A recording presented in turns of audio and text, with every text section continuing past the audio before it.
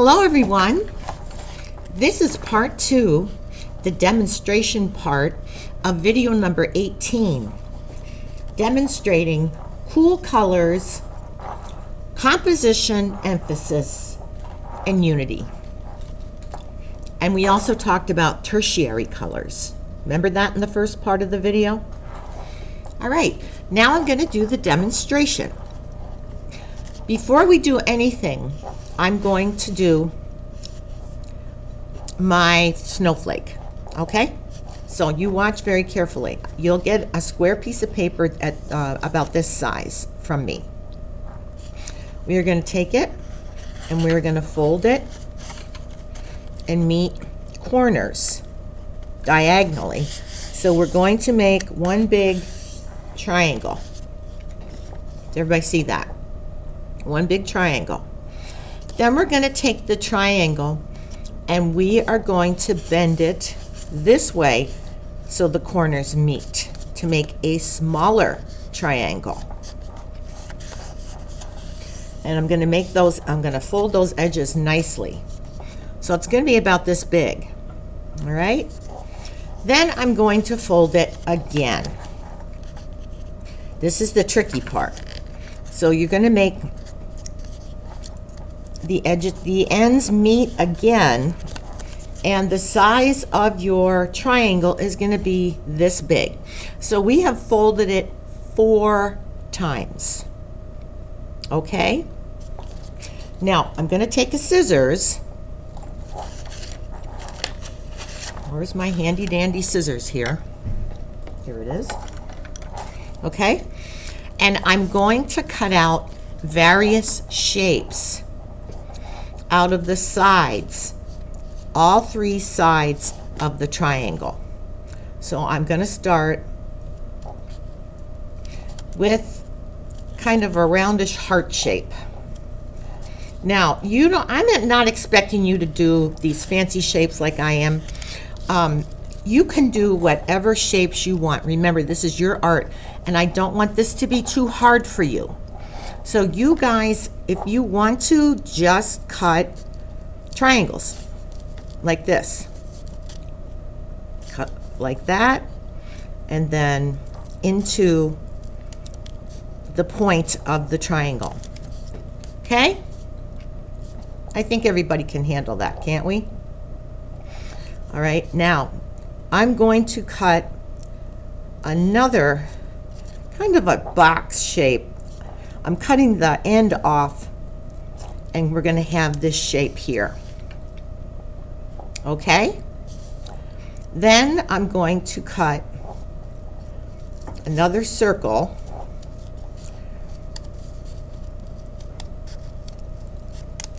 Not a real big one, but something like this. And like I said, boys and girls, this is your art. You cut it however you want. Okay, now I'm going to put another triangle right here. And remember what I said, art is made up of a lot of shapes, correct? All right, I'm going to cut off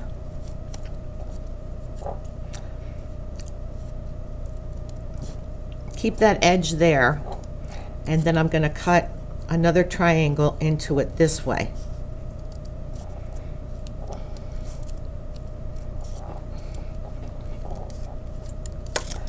Okay? Then I'm going to cut the tip off just a little bit. Okay, that's the shape that I ended up with. Now let's open it up and see what it looks like. Oh, it's going to look pretty good. I'm always surprised when I do these on how fun they come out. Okay, this is how my snowflake came out. Can everybody see that? I'll hold it back so you can see better. Okay? Now, I'm going to set this aside for now.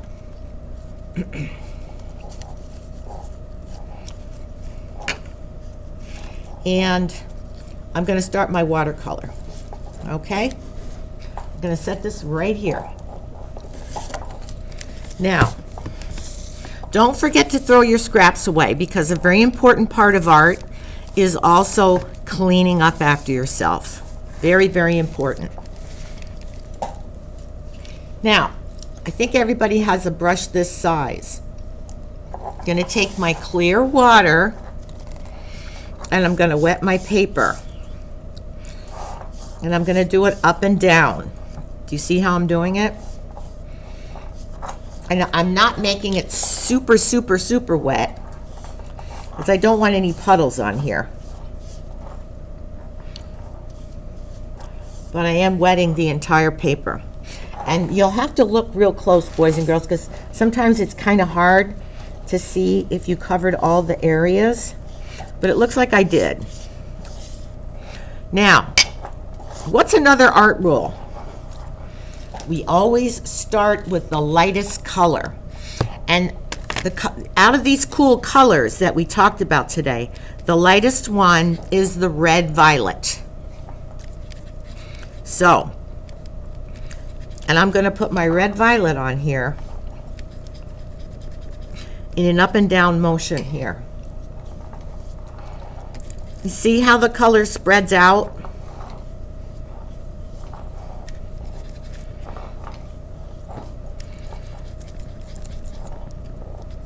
Okay, I'm going to put a little more color on there.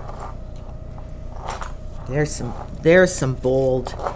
Now this is the red violet. All right. Okay. Then I'm going to add my other colors.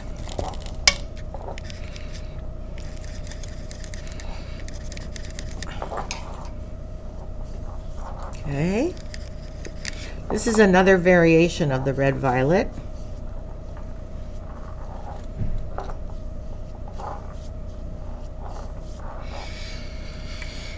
Now, I'm going to add the blue violet,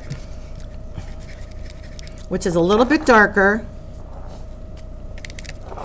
I'm going to put this here. Maybe I'll bring a little bit in like this.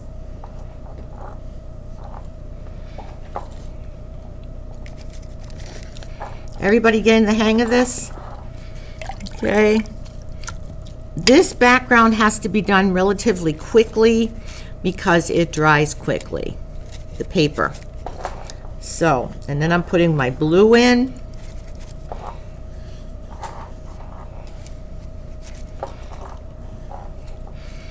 And then I'm going to do my blue-green. Another tertiary color. Remember, red violet, blue violet, and blue-green are tertiary colors. That's because they're mixed with a primary color and a secondary color. Okay, now I'm going to do some crisscross just to make it interesting. Because remember, we're also talking about composition here. So I really do want to make it interesting. I think I'll add a little blue. And now I'm going to add a little purple, I think. I haven't used purple yet.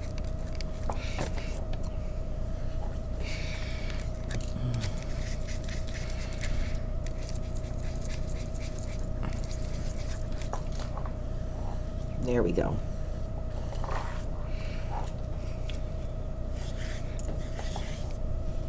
Now I'm really liking what I have here. So I think I'm going to stick with this.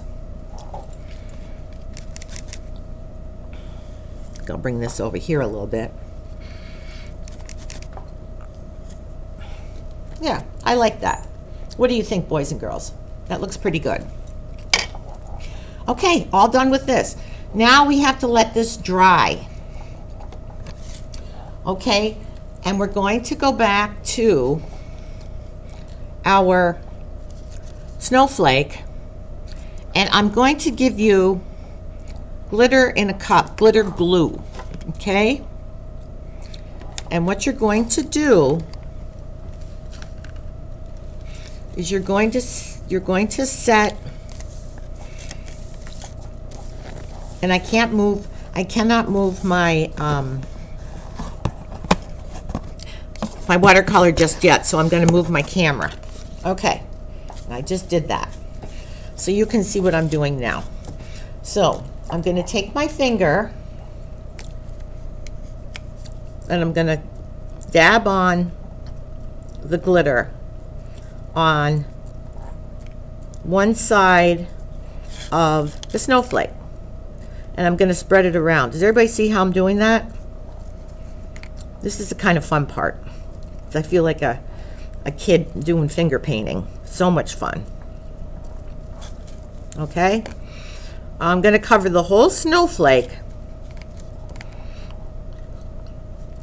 with the blue, or you could do the silver first, whatever you want to do. All right? And then I'm going to let it sit and dry. And it's going to look like this. Everybody see that? Then what you're going to do, now this one only has the blue on it. So I'm going to take my silver and I'm going to do my silver on top, like this. Everybody see that? Yep, we just put it on with our fingers. Easiest thing to do. You want to make sure you wash your hands really, really good after you're done applying this glitter glue, because you don't want to have glitter all over the place. Okay? And after I apply all the silver on top of the blue, I'm going to let it dry again. It's going to take a couple of hours for it to dry. And now, as you notice, this is drying as well.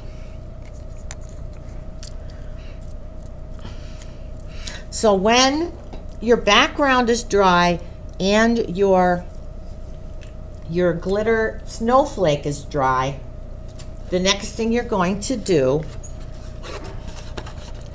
is place it on, you're going to place it on the background in an interesting way.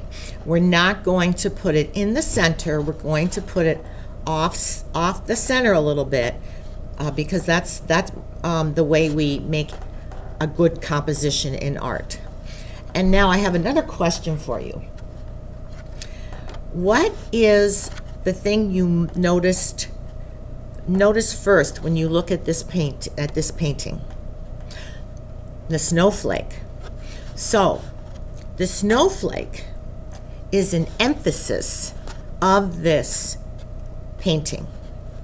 Emphasis means that part of the painting is very visual, and that's the first thing you notice about the painting.